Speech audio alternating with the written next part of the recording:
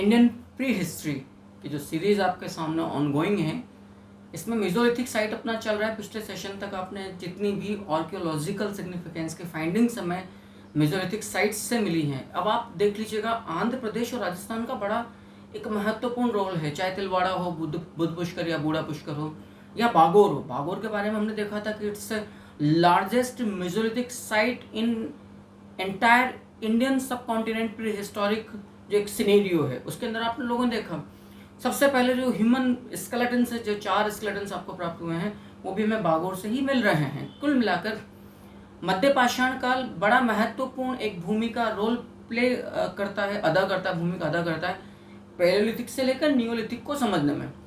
अब इस सेशन में जो लास्ट सेशन है मेसोलिथिक साइट्स कल्चर को समझने का, इसमें हम प्रमुख जो आर्कियोलॉजिकल सिग्निफिकेंस वाली साइट्स हैं मेसोलिथिक की, उन्हें हम देख रहे हैं। इनमें सबसे पहला जो स्थान है वो है तिलवाड़ा। अब पहली बात तो तिलवाड़ा हमें कहां से प्राप्त होता है जी? बाड़मेर राजस्थान से।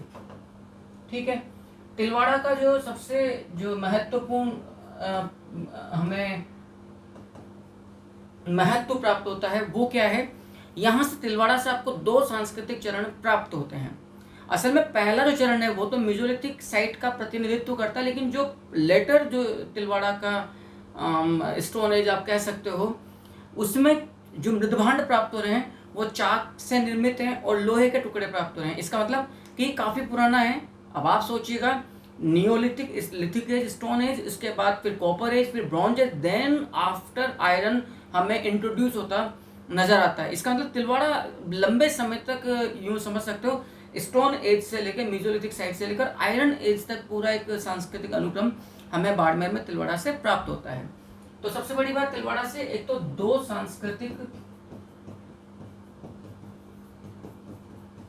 सांस्कृतिक चरण आपको यहां से प्राप्त हो रहे हैं। जो प्रथम चरण है वो तो मेसोलिथिक वाला मामले को रिप्रेजेंट कर रहा है, ठीक है ना।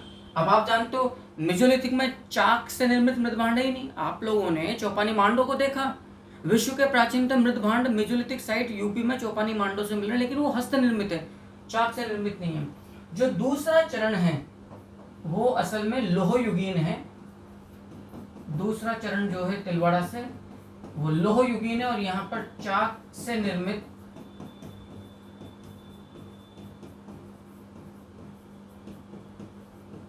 मृदभांड के साक्ष्य आपको प्राप्त हो रहे हैं। पश्चिमी बंगाल में तिलवाड़ा की तरह एक दूसरा हमें सांस्कृतिक स्थल प्राप्त होता है। इसको बृजबासी लाल के द्वारा 1954 में खोजा गया है, बीरभानपुर। यहाँ से फॉसिल वुड के टूल्स प्राप्त हुए, फॉसिल वुड टूल्स के जीवाश्म के रूप में। तो देख लीजिएगा वीरभानपुर,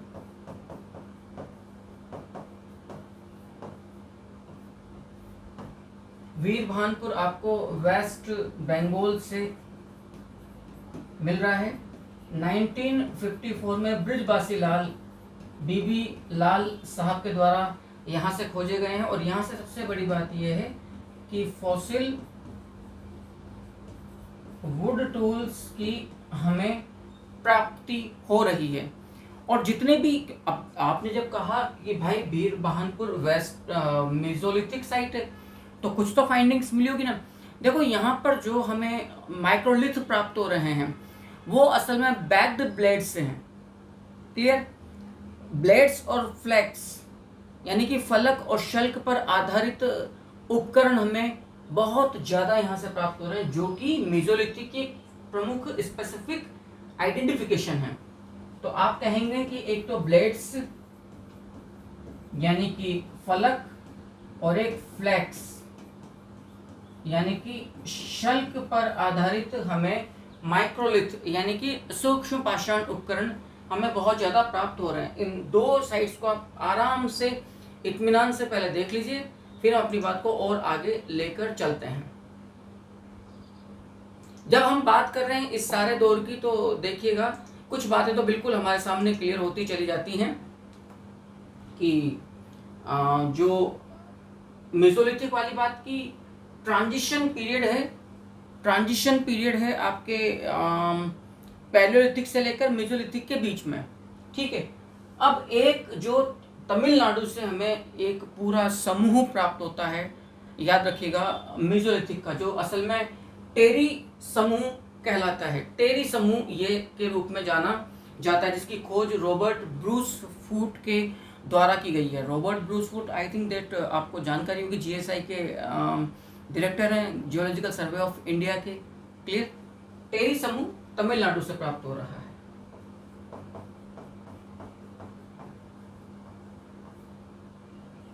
अब प्रश्न कैसे बनेंगे भाई? टेरी समूह का सबसे आरंभिक दौर कहाँ से? मेसोलिथिक से। ये है तमिलनाडु। क्योंकि रॉबर्ट ब्रूस फूट मुझे लगता है अभी मद्रास वाले एरिया में अपॉइंट रहे होंगे, क्योंकि मद्रास से पल्लवरम और अतिरमपक्कम से जो फर्स्ट हैंडेक्स और क्लीवर था, 30 मई 1863 को रॉबर्ट ब्रूस फूट ने as a GSI geological survey of India के डायरेक्टर के रूप में आपने फर्स्ट एशुलियन रिस एज का, जिसको आप प्लीस्टोसिन कल्चर या लोअर पैलियोलिथिक कहते हैं, के काल का आपने क्वार्जाइट हैंडेक्स प्राप्त किया था। फिर 28 सितंबर 1863 को विलियम किंग के साथ मिलकर आपने कोर्तलियार जो घाटी मद्रास में अतिरमपक्कम से फिर आपने एक और हैंडेक्स और क्लीवर प्राप्त किया था। तो रॉबर्ट ब्रूस फूट का बड़ा अहम योगदान है इंडियन प्री हिस्ट्री को इनोग्रेट करने में। क्लियर? यहाँ से पॉइंट्स बहुत बड़ी संख्या में मिले हैं। Point is a prior stone tools of and recognition and identification of Mesolithic culture. Clear? सबसे प्राचीन जो टेरी समूह यहाँ से प्राप्त हुआ है तमिलनाडु से, इसे मैग्नापुरम। टेरी एक ग्रुप है, एक मतलब भौगोलिक पूरा क्षेत्र तमिलनाडु में। तो एक तो टेरी समूह की जो खोज की गई है वो की गई है रॉबर्ट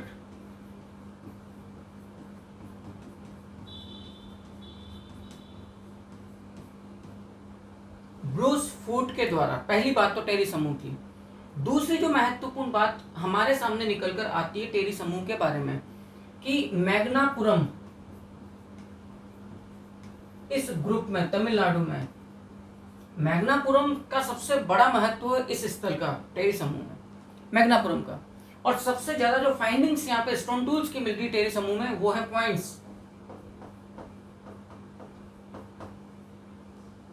पॉइंट्स जिनको हम कहते हैं वेदनिया हिंदी में। तो सही बात यह है, चाहे यूनाइटेड, चाहे ट्रोपेज है, चाहे पॉइंट्स हैं, चाहे बोरर है, ये माइक्रोलिथ हैं। क्लियर? ये टेरी समूह हो गया। अब एक सबसे महत्वपूर्ण जो स्थल मध्य पाषाण स्थल में हमें प्राप्त होता है, वो है असल में बागोर।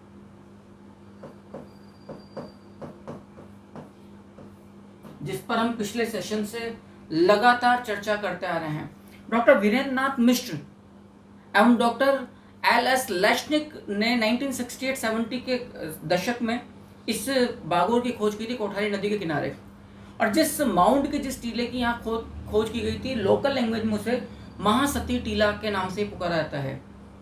आप देखिएगा 14 प्रकार की वन्य किस्में क्रॉप्स की यहाँ बागोर से प्राप्त हुई हैं।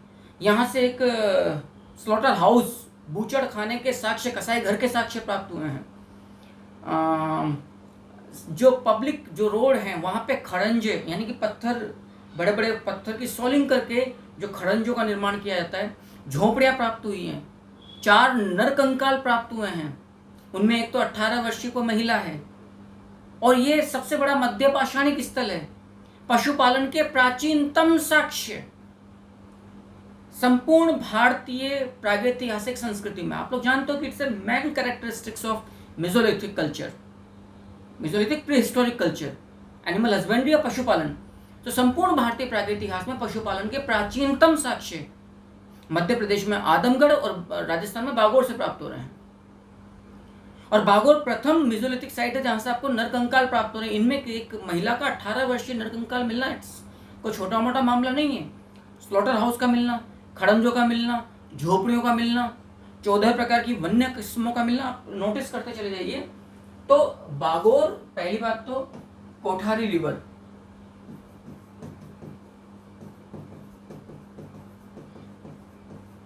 के किनारे खोजा गया 1968-70 में, ये खोजा गया है। डॉक्टर वीरेंद्र नाथ मिश्र एवं डॉक्टर एल.एस. लेशिन के द्वारा ये स्थल खोजा गया है बागोर, और ये याद रखना कहां पर है, राजस्थान में, याद इंपॉर्टेंट है, भीलवाड़ा के अंदर, भीलवाड़ा। अब सबसे बड़ी बात क्या है इसकी, संपूर्ण भारतीय प्रागैतिहास का सबसे बड़ा मध्य पाषाणिक स्थल, ठीक। संपूर्ण भारतीय प्रागैतिहास में सबसे प्राचीन नर कंकाल हमें बागोर से ही मिल रहे हैं, जिनमें जो कुल संख्या में 4 हैं, इनमें एक 18 वर्षीय महिला का नर कंकाल अपने आप में बड़ा एक कहानी को दर्शाता है। यहां से कसाई घर आपको प्राप्त हो रहा है, जिसको हम स्लॉटर हाउस के नाम से भी जानते हैं। यहां से हमें झोपड़ियों, याद रखिएगा कि स्पष्ट प्रमाण हमें यहाँ प्राप्त हो रहा है। अब आपने देखा था कि मध्य पाषाण काल में सबसे प्राचीन झोपड़ियों के जो अवशेष थे स्तंभगढ़ की प्राप्ति के रूप में, वो हमें यूपी में सराय नाहर राय और महदाहा से प्राप्त हुए हैं। तो आप यूँ देख लीजिए, झोपड़ियों के साक्ष्य प्राप्त हो रहे हैं, और सबसे बड़ी बात 14 प्रकार की वन्य कृषि किस्में यहां से प्राप्त हो रही हैं। झोपड़ियों में फर्श के साक्ष्य प्राप्त हो रहे हैं, फ्लोर के, और आम बस्तियों में खड़ंजों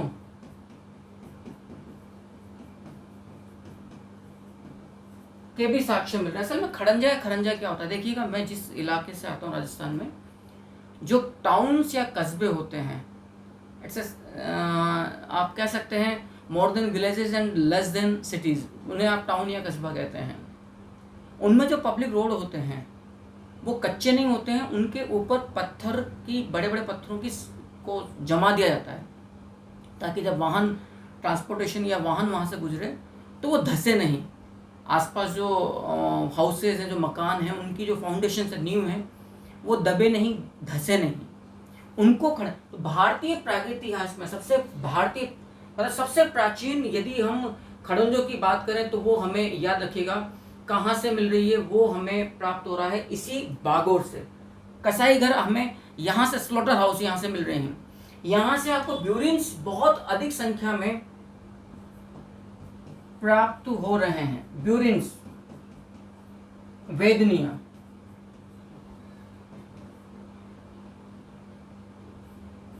नहीं, ब्यूरिन्स हैं तक्षणिया, सॉरी, ब्यूरिन्स, वेदनिया तो क्वाइंस हैं। अब ये इस रूप में भी आपसे क्वेश्चन दागेगा, परेशान करेगा, कहाँ से जी आपको कौन से ज़्यादा प्राप्त हो रहे हैं, ठीक। सो कुल 4 मानव कंकाल जो मिल रहे हैं, इनमें एक तो 18 वर्षीय महिला है, एक 8 वर्षीय बालक है, लगभग जो उसका जो कार्बन डेटिंग प्रणाली की गई है, और एक 40-42 वर्षीय स्त्री। आप सोचना कितना डेप्थ का एनालिसिस है इस क्लास में। और भाई एक पुरुष कंकाल, मेल स्केलेटन इस तरह का मिला, इसका गले में 36 बीड्स का एक माला है।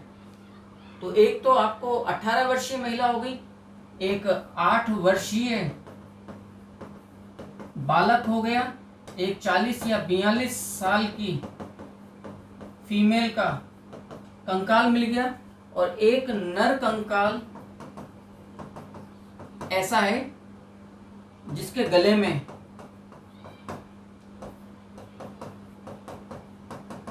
36 बीड्स, जिनको मोती या गुड़िया कहते हैं, की माला धारण किए हुए। देखो, मैं और आपको कंफर्म बात बताऊं, जो 4 नर कंकाल प्राप्त हो रहे हैं वो 2 चरणों में प्राप्त हो रहे हैं। पहले चरण में सिर्फ एक कंकाल मिला है जो 18 वर्षीय महिला का है, द्वितीय चरण में 3 कंकाल मिले हैं, जिनमें एक 8 वर्षीय बालक है, एक 40-42 साल की औरत है और एक पुरुष कंकाल। इसके गले के अंदर एक ऐसी माला मिली जिनमें 36 बीड्स हैं। यहाँ से आपको छल्ला पत्थर मिला है बागोर से। आई थिंक मैं पहले हट जाता हूँ, एक बार यहाँ से हट जाता हूँ। आप लोग आराम से पहुँच करके इसको मैटर को लिख लीजिएगा, फिर उसके बाद में, क्योंकि बागोर बहुत लंबा चौड़ा मामला है। यहाँ से जो कब्रें प्राप्त हो रही हैं उनमें 3 सांस्कृतिक चरण हैं। झोपड़ियों में मैंने पहले ही कहा पत्थर के फर्श मिल रहे हैं, स्लॉटर हाउस मिल रहे हैं। अच्छा, फूस क्या कहते हैं, वातरोधी पर्दे, क्या यार, जैसे चिक होता है ना घरों के अंदर, तो फूस के वातरोधी पर्दे भी हमें बागोर से ही प्राप्त हो रहे हैं। क्लियर। बूचड़ खाने का तो मैंने आपको जिक्र कर ही दिया कि यहाँ से हमें प्राप्त हो रहा है। और सबसे बड़ी बात ये कि यहाँ जो माइक्रोलिथ्स प्राप्त हो रहे हैं उसके निर्माण के लिए इन लोगों ने चैल्सिडनी नामक कच्चे मतलब रॉ मटेरियल के रूप में चैल्सिडनी स्टोन को सबसे अधिक काम में लिया है। सो आगे देख लीजिएगा, बागोर की ही अपनी बात चल रही है। बागोर से आपको 3 सांस्कृतिक चरण प्राप्त हो रहे हैं। फूस के घरों में वातरोधी पर्दे प्राप्त हो रहे हैं और बाद के चरण में तो बागोर से 5 ताम्र उपकरण भी प्राप्त हो रहे हैं। तो इसका मतलब कि बागोर भी फिर मेसोलिथिक से लेकर कॉपर एज या आगे तक जा रहा है। इन 5 ताम्र उपकरणों में एक तो स्पीयर या भाला है और 3 त्रिभुजाकार ताम्र बाणाग्र हैं, तांबे की छड़ है। और ये जो बाणाग्र हैं, ये बाण का जो अगला हिस्सा होता है ट्रायंगल, वो तो हड़प्पा से मिलता जुलता सा है। तो एक दूसरी बात कि यहाँ जो सूक्ष्म पाषाण उपकरण हैं, सूक्ष्म पाषाण उपकरणों को आपने माइक्रोलिथ कहा है। मैं दोबारा आपको कंफर्म कर देता हूँ कि सूक्ष्म पाषाण उपकरण सांस्कृतिक पहचान है मध्य पाषाण काल की। सूक्ष्म पाषाण उपकरण के लिए बागोर के निवासियों ने जिस कच्चे माल को काम में लिया वो चैल्सिडनी है। और सबसे महत्वपूर्ण, चैल्सिडनी की प्राप्ति के लिए ये साक्ष्य प्राप्त हो रहे हैं कि बागोर के निवासियों ने दक्षिण भारत तक की यात्रा करी। मुझे नहीं पता, आज बड़ा मुश्किल है उस जमाने में लाखों साल पहले ये अनुमान लगा पाना कि साहब ऐसा पॉसिबल होगा। लाखों साल में नहीं तो हम निश्चित तौर पर आज से आप 15-20 हजार साल पहले की तो बात कर ही सकते हैं। यहाँ पर ब्यूरिन्स आपको बहुत बड़ी संख्या में प्राप्त हो रहे हैं। यहाँ से आपको 5 बाद के चरण, परवर्ती चरण की बात कर रहा हूँ मैं, ये लेटर बागोर का जो लेटर फेज है, यहाँ से 5 ताम्र उपकरण आपको प्राप्त हो रहा है। इन 5 ताम्र उपकरणों में एक भाला है, त्रिभुजाकार 3, याद रखिएगा 3, यहाँ से आपको त्रिभुजाकार ताम्र बाणाग्र प्राप्त हो रहे हैं। आपको ताम्र यहाँ से छड़ें भी प्राप्त हो रही है। तो ये बागोर का अपने आप में देख लीजिए काफी महत्वपूर्ण है। जितना उतार लोगे भाई आपके लिए उतना ही ये सौदा फायदे का रहेगा, बहुत ज्यादा आपको इस चीज का फायदा मिलेगा। हाँ, एक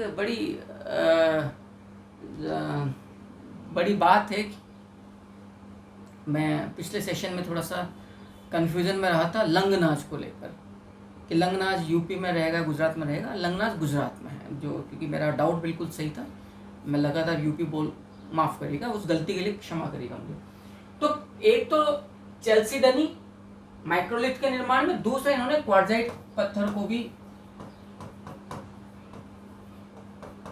काम में लिया। हम लोग बहुत शुरुआती से इस सीरीज के शुरुआती सेशंस में देख चुके हैं। इस बात को आप लोग समझिएगा बहुत अच्छे से कि क्वार्ट्जाइट पत्थर को, चमकीले पत्थर को सबसे अधिक काम में लिया, इसीलिए प्रिमिटिव मैन को हमने क्वार्ट्जाइट मैन के नाम से भी पुकारा है। अब लंगनाच की तो बात आप लोगों ने बहुत विस्तार से देख ही ली थी पिछले सेशन में कि दंत रोग के लक्षण मिले हैं, नरभक्षी होने के साक्ष्य प्राप्त हुए हैं, 14 मानव कंकाल प्राप्त हुए हैं। 1941 Langhnaj was discovered by the H D. Sankalia 13 कंकाल ऐसे मिले जिनको आप फ्लैक्स्ड ब्यूरियल्स के रूप में कह सकते हैं कि जी 13 कंकाल ऐसे जिनमें टांगे उनकी मुड़ी हुई है, दाहिनी करवट में लेटे हुए हैं। कॉपर नाइफ, ताम्र चाकू मिला है, गेंडे की हड्डी मिली है, और संपूर्ण भारतीय प्रागैतिहास के बेस्टेस्ट माइक्रोलिथ, सर्वश्रेष्ठ ताम्र उपकरण गुजरात के लंगनाज से मिले हैं। नोट कर लीजिएगा, बेहद महत्वपूर्ण है, देख लीजिएगा लंगनाज।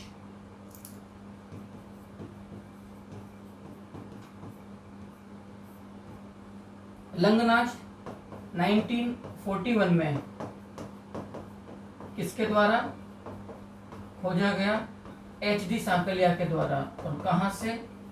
स्पष्ट है, गुजरात से। लंगनाज से आपको 14 नर कंकाल प्राप्त हो रहे हैं। इनमें सबसे बड़ी बात यह है जिनको आपने पुकारा है,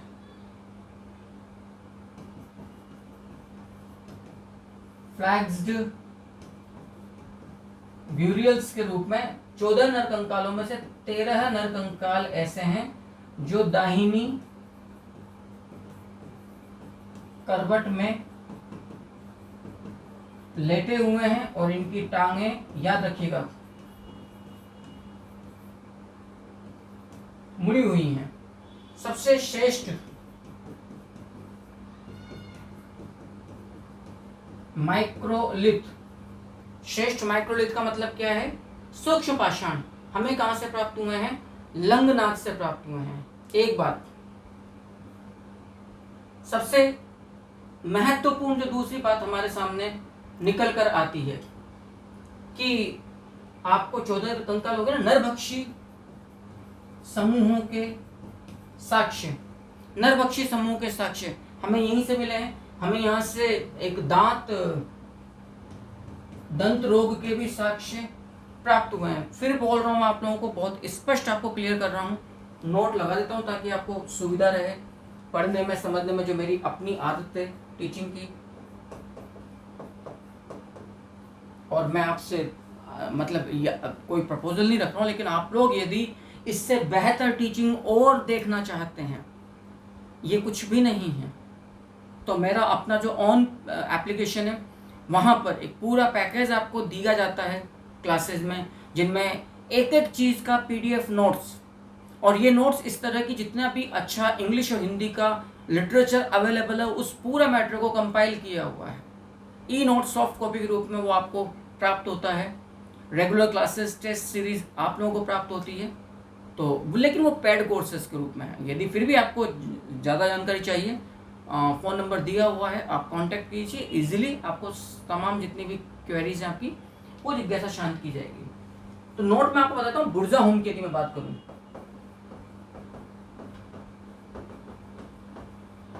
बुर्जा होम आपको मालूम है कश्मीर से मिला है। मेहरगढ़,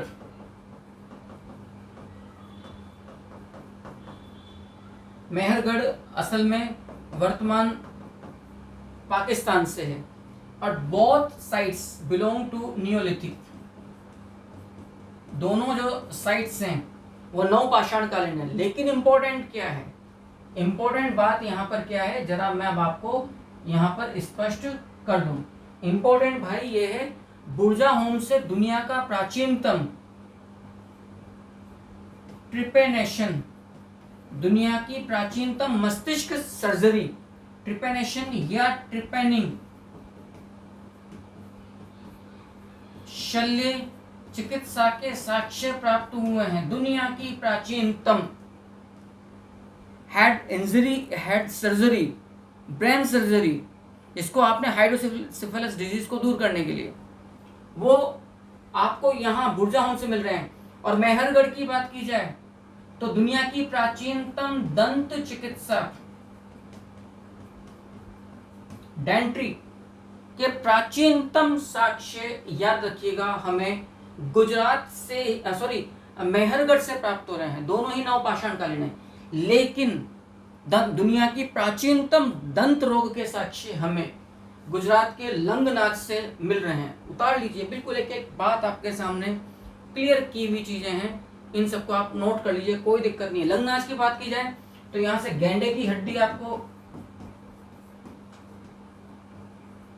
प्राप्त हो रही है। काला बाद के चरण का आपको यहाँ से ताम्र चाकू, हमें ताम्र चाकू यहाँ से प्राप्त हो रहा है, गेंडे की हड्डी प्राप्त हो रही है। अब आप एक बार स्क्रीन आउट हो जाता हूँ मैं, तेजी से इन चीजों को उतार लीजिए, फिर हम अपनी बात को और आगे बढ़ाते हैं। क्लियर है? अच्छा, एक और बड़ी बात है, ऐसा कहते हैं कि मुद्रिका प्रस्तर, मुद्रिका प्रस्तर यहां से लंगनाथ से मिला। अब ये मुद्रिका प्रस्तर असल में क्या है? देखो, खेती करने के ये एक प्रकार की इजाद तकनीकी थी उस जमाने की, प्रिमिटिव मैन की। जमीन से कंदमूल उखाड़ने के लिए, जमीन से कंदमूल को निकालने के लिए एक फावड़े या वजन के रूप में, जिसको आप कहते हैं मुद्रिका प्रस्तर, को लंगनाच के निवासी काम में लिया करते थे। एक बड़ा पत्थर जिसके बीच में छेद है। अब उस छेद में जो लंबी लंबी बेल या कोई पौधे की टहनी फंसा दी, उसको उस पत्थर को जमीन में दबा दिया गया, जहां पे जो भी कंदमूल होगा खाने के लिए, और फिर उसको उखाड़ा गया। तो जब आप उसको उखाड़ोगे तो उसके साथ साथ जमीन का बहुत बड़ा हिस्सा उखड़ कर साथ में आएगा, और जमीन में दबे हुए कंदमूल। तो इस प्रकार से फावड़े के रूप में मुद्रिका प्रस्तर, रिंग स्टोन जिसको आप कहते हैं,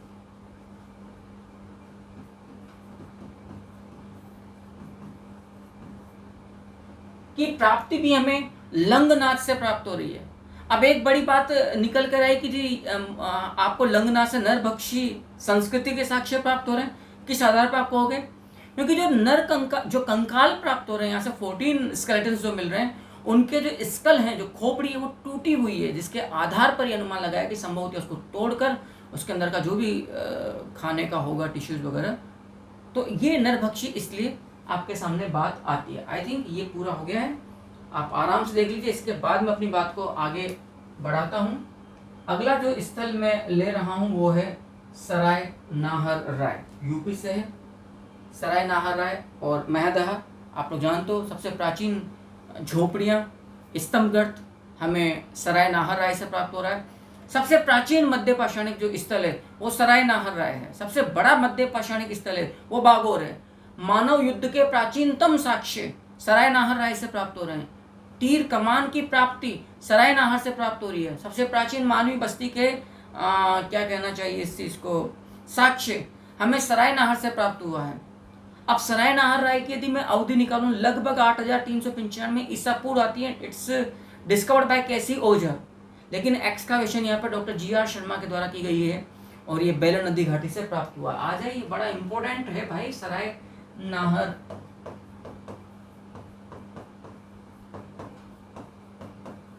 राय। सराय नाहर राय जो है, याद रखना,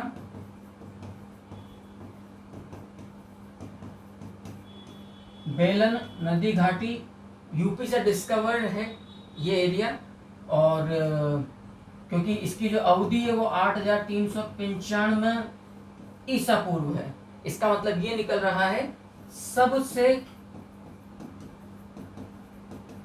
प्राचीन मध्य पाषाणिक बस्ती सराय नाहर राय है। लेकिन सबसे बड़ा मध्य पाषाणिक स्थल बागोर है। याद रखिएगा, मानवीय युद्ध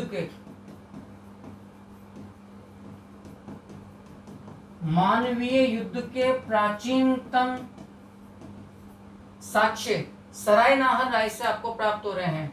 मानवीय आवास के प्राचीनतम साक्ष्य, आपको मालूम है कि यहां से आपको महदहा के साथ साथ स्तंभ गर्त प्राप्त हुए हैं। ये आपको सराय नाहर राय से प्राप्त हुए हैं। इट्स डिस्कवर, जो खोज की गई है वो केसी ओझा जी के द्वारा की गई है। लेकिन यहाँ पर जो एक्सकावेशन हुआ है वो डॉक्टर GR शर्मा के द्वारा हुआ है। डॉक्टर GR शर्मा ने इसको बेलन नदी घाटी से प्राप्त किया है। आराम से इस पूरी बात को ठीक से देख लीजिए, काफी महत्वपूर्ण ये तथ्य है। अब सराय नाहर राय की यदि हम सांस्कृतिक विशेषताओं की बात करें, तभी आपने देखा लंगनाथ से आपको जो दंत रोग के साक्ष्य मिले हैं, दंत रोग को आपको मालूम होगा ऑस्टियो आर्थराइटिस भी कहा जाता है। इसी तरह के दंत रोग के, अब हो सकता है कि ये उस जमाने के खान पान या कुछ कैल्शियम की कमी होने के कारण विभिन्न प्रकार के दंत रोग के हो, क्लाइमेट इस तरह की हो, या भारतीय जलवायु की तासीर इस तरह की हो कि दंत चिकित्सा मेहरगढ़ में हो रही है और दंत रोग के साक्ष्य आपको लंगनाथ से मिल रहा है और सराय नाहर राय से मिल रहे हैं। यहाँ से 8 गर्त चूल्हे प्राप्त हुए हैं, 14 शवादान प्राप्त हुई है, एक सामुदायिक भट्टी प्राप्त हुई। सामुदायिक भट्टी जहाँ पे कलेक्टिवली खाना पकाया जाता हो। घरों में कब्रें प्राप्त हो रही जिनको शव पश्चिम पूर्व दिशा में रखा जाता था। अब आप सोचना कितना महत्वपूर्ण तथ्य प्राप्त होते चले जाएंगे। 14 मानव कंकाल प्राप्त हो रहे हैं, घरों में कब्रें प्राप्त हो रही हैं जिनको जो शव है, याद रखिएगा उन शवों को पश्चिम पूर्व दिशा में रखा जा रहा है। पश्चिम, इन कब्रों में पूर्व दिशा में शवों को दफन किया जा रहा है। 8 गर्त चूल्हे, देखो गर्त चूल्हे का मतलब क्या, जमीन में गड्ढे बनाकर चूल्हा बनाना, जिसको आप ओवन या तंदूर भी कहते हैं। 8 गर्त चूल्हे हमें कहां से प्राप्त हो रहे हैं, याद रखिएगा सराय नाहर राय से। ऑस्टियो आर्थराइटिस नामक दंत रोग, तो यहां से आपको दंत रोग के साक्ष्य याद रखिएगा। ऑस्टियो आर्थराइटिस दंत रोग के साक्ष्य लंगनाथ से मिले, लेकिन दंत चिकित्सा डेंट्री आपको मेहरगढ़ से प्राप्त हो रही है। क्लियर। अब ये जो अब देखो बड़ी बात है, जो स्तंभ गर्त प्राप्त मतलब चूल्हे जो प्राप्त हो रहे हैं आपको, इन चूल्हों से हाथियों की अस्थियां हड्डियां प्राप्त हो रही हैं। झोपड़ी का फर्श हमने अभी कहा, सबसे संपूर्ण भारतीय प्राकृतिक इतिहास में सबसे प्राचीन मानवीय बस्तियां, स्तंभ गर्त प्राप्त हो रहे हैं आपको। यहां से चूल्हों से आपको जो गर्त चूल्हे हैं, गड्ढों वाले चूल्हों से आपको हाथी की हड्डियां या अस्थियां आपको यहां से प्राप्त हो रही हैं। सामुदायिक चूल्हे आपको यहां से प्राप्त हो रहे हैं। सामुदायिक भट्टी आप इसको कह सकते हैं।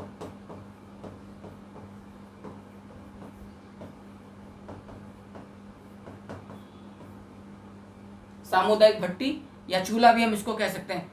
हड्डियों से निर्मित बाण, अब आपने देखा था कि हड्डियों से निर्मित जो श्रेष्ठ जो माइक्रोलिथ थे वो लंगनाथ से प्राप्त हुए थे। ठीक, तो यहाँ पर बोन टूल्स भी प्राप्त हमें होते दिख रहे हैं। एक बड़ी बात, एक असामान्य कद का नर कंकाल हमें सराय नाहर राय से ही प्राप्त हो रहा है।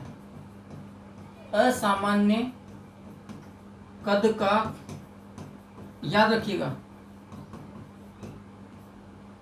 असामान्य कद का नर कंकाल हमें सराय नाहर राय से प्राप्त हो रहा है। अस्थि निर्मित बाण, जो एक बाण यहां से प्राप्त हो रहा है। इसके अलावा पत्थर की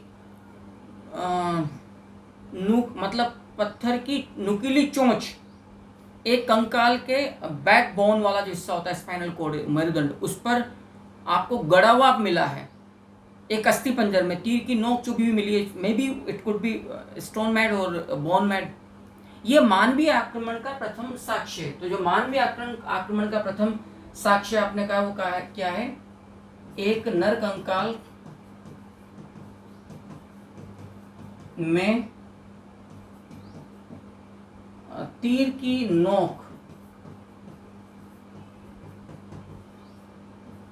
नोक चुभी हुई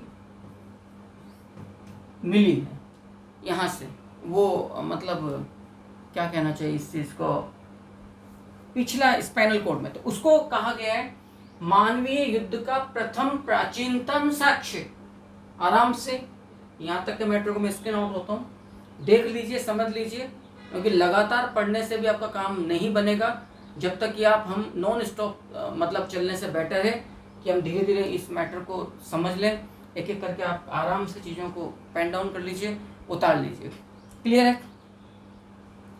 तो एक यहाँ से दुधारी चाकू भी प्राप्त हुआ है, 2 धार वाला, जो जली चूलों से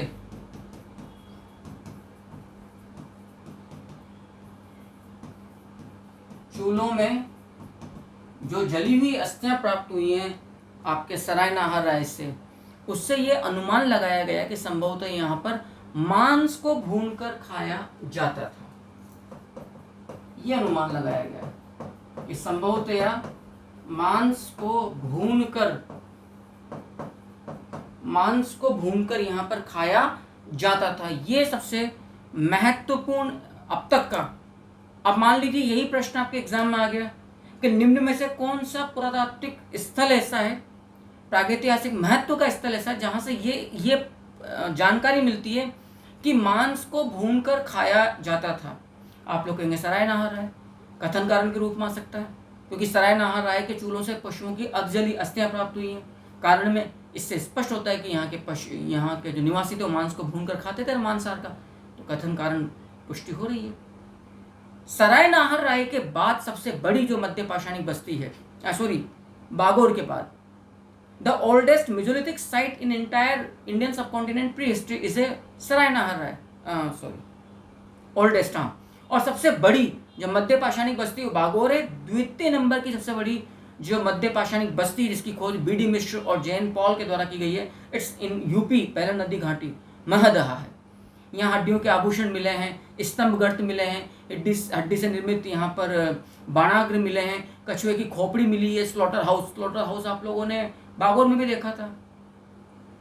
हिरण के श्रृंगों के छल्लों की माला यहाँ से प्राप्त हुई है। तो अब मैं उसको बाद में लूंगा, पहले सरायनाहर राय को आप आराम से देख लो, समझ लो, फिर हम बात करेंगे महदहा की। इसको पूरा समझ लीजिए बहुत अच्छे से आप लोग। चलिए नेक्स्ट आगे बढ़ते हैं। अब हम लेते हैं महदहा। देखिएगा, महदहा वही जो स्थल है, बेलन नदी घाटी,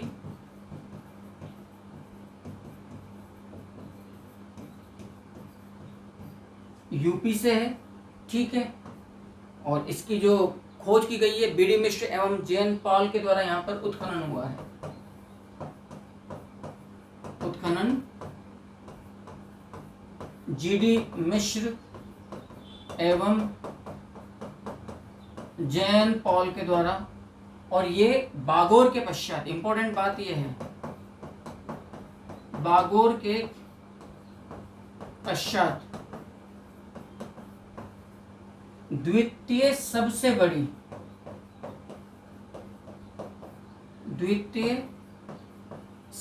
बड़ी, याद रखिएगा, मध्य पाषाणिक बस्ती है। The largest Mesolithic town in entire Indian pre history और मेसोलिथिक हिस्ट्री, वो है बागोर। सबसे प्राचीन सरायनाहर राय, द्वितीय नंबर की सबसे बड़ी महदहा है। महदहा से आपको हड्डी के बने आभूषण प्राप्त हुए हैं,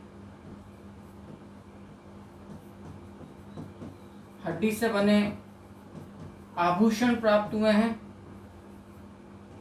मृग श्रृंग से निर्मित, यानी कि हिरण के सींग से निर्मित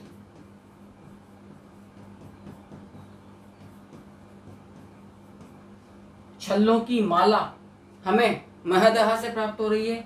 बागोर की ही तरह यहाँ पर बूचड़ खाना, स्लॉटर हाउस,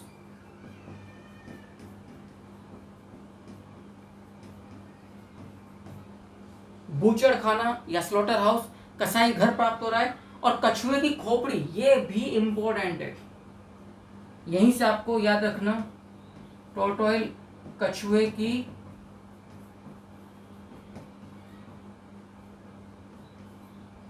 खोपड़ी भी हमें कहाँ से प्राप्त हो रही है, क्या, महदहा से। यहाँ से आपको स्तंभ गर्त मिल रहे हैं, तो भैया स्तंभ गर्त के मिलने का क्या है कि सराय नहर की तरह यहाँ से भी आपको मानवीय आवास के रूप में झोपड़ियों के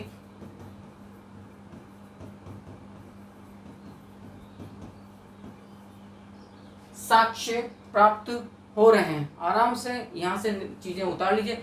अच्छा, हड्डी से निर्मित बाणाग्र भी प्राप्त हो रहा है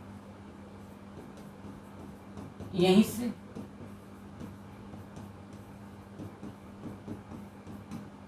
हड्डी से निर्मित बाणाग्र का मतलब बाण का जो अगला जो ट्रायंगल वाला हिस्सा होता है, वही तो नोक चुभी भी मिली थी सराय नाहर राय से। इसको आपने भारतीय प्राकृतिक इतिहास का प्रथम मानवीय युद्ध का साक्ष्य, आक्रमणकारी युद्ध का साक्ष्य। चलिए इसके नोट होता हूँ, जल्दी से इन चीज़ों को साथ के साथ उतार लीजिए ताकि आपको बिल्कुल भी दिक्कत का सामना नहीं करना पड़े।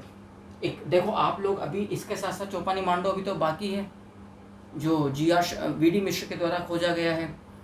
और मैंने महदहा में पहले भी इस बात को स्पष्ट किया था पिछले सेशन में कि यहाँ से युगल शवादान वाली कब्रें प्राप्त हुई हैं, और सराय नाहर राय और लंगनाज और महदा, यहाँ से दंत रोग के साक्ष्य आपको प्राप्त हो रहे हैं।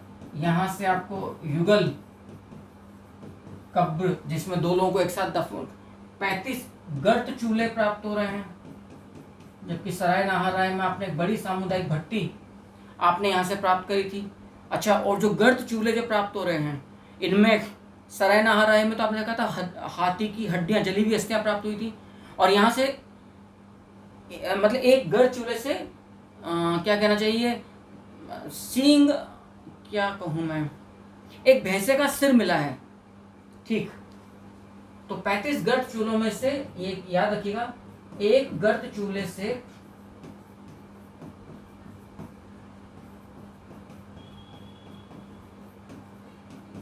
सींग युक्त भैंसे का सिर प्राप्त हुआ है। क्लियर? जबकि आपने देखा था सराय नाहर राय से आपको एक गर्त चूल्हे से, वैसे तो पशुओं की जली हुई अस्थियां प्राप्त हुई थी सराय नाहर राय से, जो ये सिद्ध करता है कि सबसे पहले सराय नाहर राय के मनुष्यों ने संभवतः मांस को भूनकर खाना आरंभ किया हो, मांस को भूनकर खाना आरंभ किया हो सराय नाहर राय से। सराय नाहर राय बागोर से कंकाल प्राप्त हुआ था, पुरुष कंकाल, जिसमें उसने गले में 36 गुरियों की माला धारण कर रखी है। महदहा से जो कंकाल प्राप्त हो रहे हैं, इनमें एक स्त्री कंकाल के साथ हड्डी से बना हुआ बाण प्राप्त हुआ है। एक वृद्ध कंकाल, एक वृद्ध का तो हड्डी से बना हुआ बाण, तो हड्डी से निर्मित बाणाग्र तो भी आपने देखा। दंत रोग के साक्ष्य यहाँ से सराय नाहर राय से और लंगनाथ से, जबकि दंत चिकित्सा मेहरगढ़ से अपने को प्राप्त हो रही है। तो एक ये यहाँ से प्राप्त हुआ है। इसके अलावा एक स्त्री कंकाल के साथ, याद रखिएगा, एक स्त्री कंकाल के साथ आपको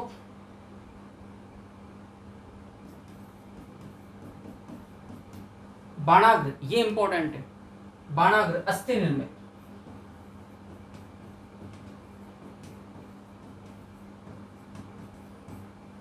अस्थि निर्मित एक स्त्री कंकाल के साथ हमें यह भी प्राप्त हो रहा है। अच्छा, अब देखो, जो नर कंकाल प्राप्त हुए हैं महदहा से, वो तो भाई अपनी जगह पर है।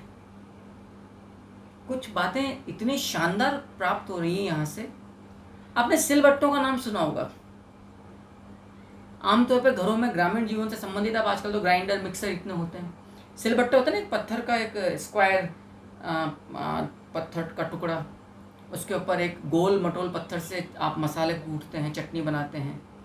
और सिलबट्टे की पिसी हुई चटनी मेरे राजस्थान में तो खैर काफ़ी फेमस है। यहाँ से सिलबट्टा प्राप्त हुआ है पत्थर का महदहा से, जो इस बात को स्पष्ट परिचायक है कि यहाँ के लोग घास के दानों को पीसकर खाने के काम में लिए जाते थे। एक कंकाल ऐसा मिला है, जैसे आपने बागोर में देखा था कि एक कंकाल के गले में 36 गुरियों की माला धारण की हुई है। अब आप सोचो कितना इंटरकनेक्टेड ये उस जमाने में भी इनके अफेयर्स रहे होंगे, इनके कनेक्शंस रहे होंगे। एक कंकाल के गले में हिरण के सींग से बनी हुई 5 मुद्रिकाओं की माला आपको प्राप्त होती है। और एक नर कंकाल ऐसा है जिसका बायां हाथ कमर के नीचे नर कंकाल में और दाहिना हाथ दोनों जांघों के बीच में है। सो देखिएगा, एक कंकाल ने मृग शंख, हिरण मतलब मृग शंख से निर्मित से निर्मित 5 मुद्रिकाओं की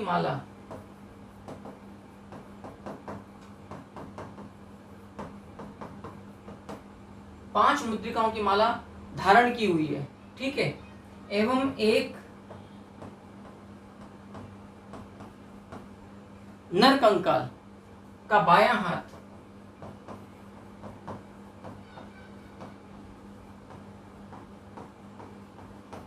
कमर से तो नीचे है एवं दाहिना हाथ दोनों जंघाओं के बीच में।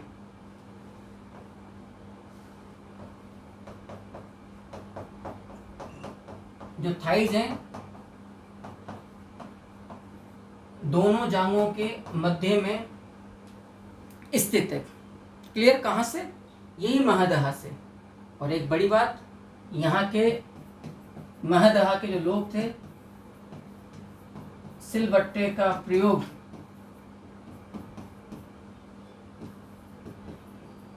घास के दानों को